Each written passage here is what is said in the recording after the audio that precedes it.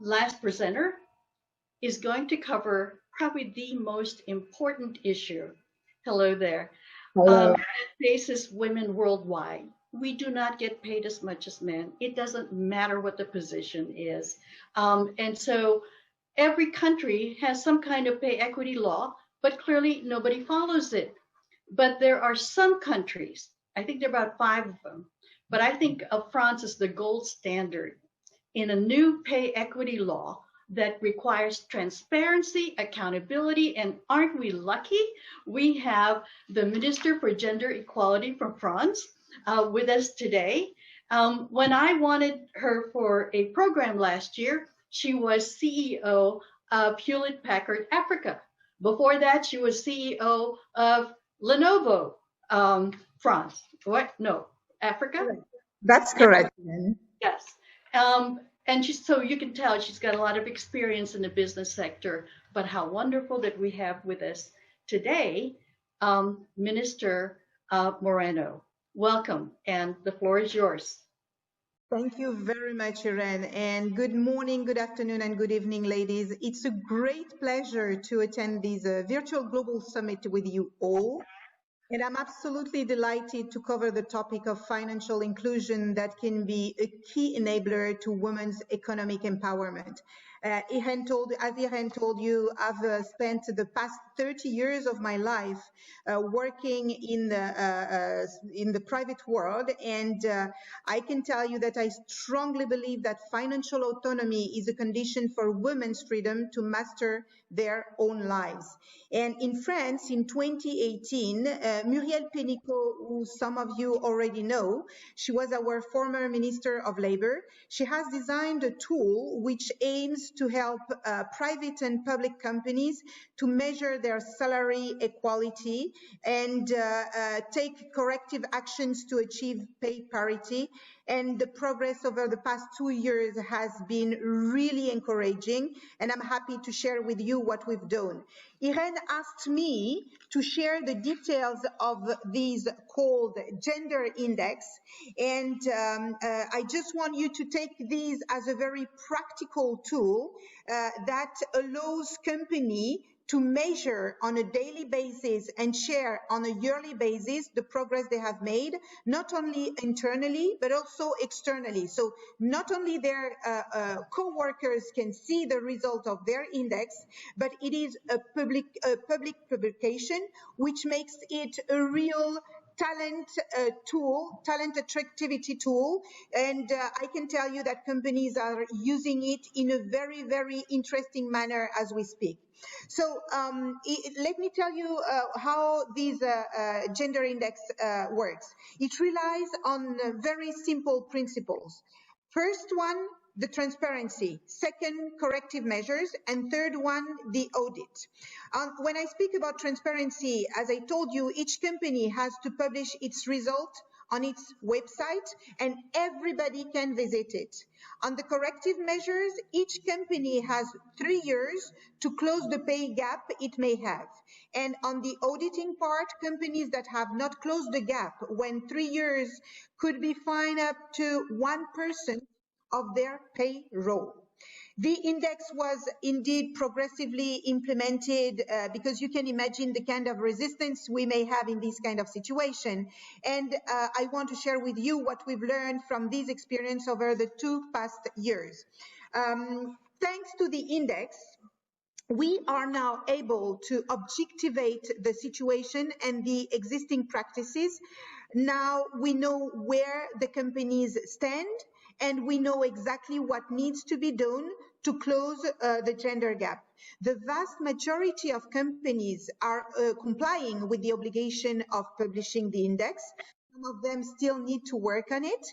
Through this exercise, many companies realized how they actually performed in a very objective manner, and the index is very well accepted and understood by most of the companies. And above all, the index has become a tool for companies to advertise on their performance internally and towards potential recruits. It means that, as I told you, it can be a real attractive tool for talents, new talents, but also internal talents.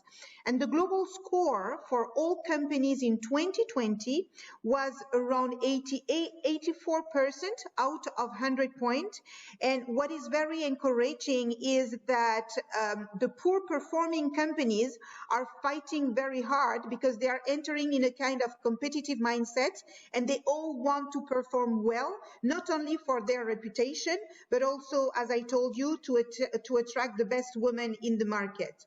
So we indeed, I mean, it's a new journey for France. It's a new journey for these companies. And as you can imagine, with this current pandemic situation, as well as the economic crisis, we are seeing a pretty positive dynamic, but still a lot to do.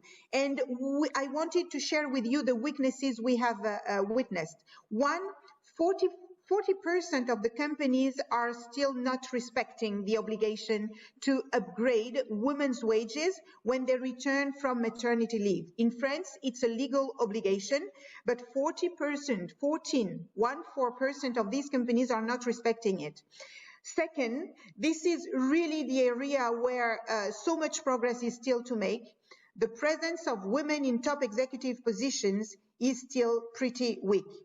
37% of the companies have declared less than 2 women in the top 10 wages, which shows you that we still have a lot to do.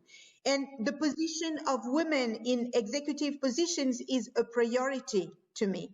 I can tell you that not only we are working it in our ministry, but every ministry, because President Macron has decided to consider women and men equality as an important cause of his mandate, which means that every single ministry in France today has its own objective to achieve, and everyone is very much involved in the progress of gender salary equality, and we are seeing many companies taking it very seriously. So indeed, we still have a long way to go, and I am thinking that we need to name and claim the good companies, but we also need to name and shame those who are not playing the game, because to be frank with you, we started talking about gender salary gap in 1972.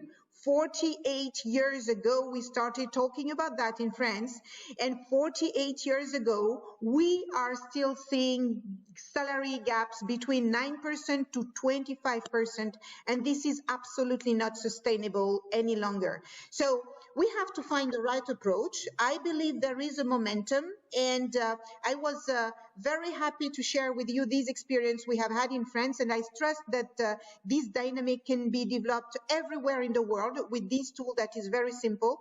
For instance, some international French group are using this index for their employees at international level, and they do not limit their actions to France. So I'm more than happy to share more details about this fantastic tool with you, if necessary, so you can inspire your own private and public companies to take the same journey. Thank you very much.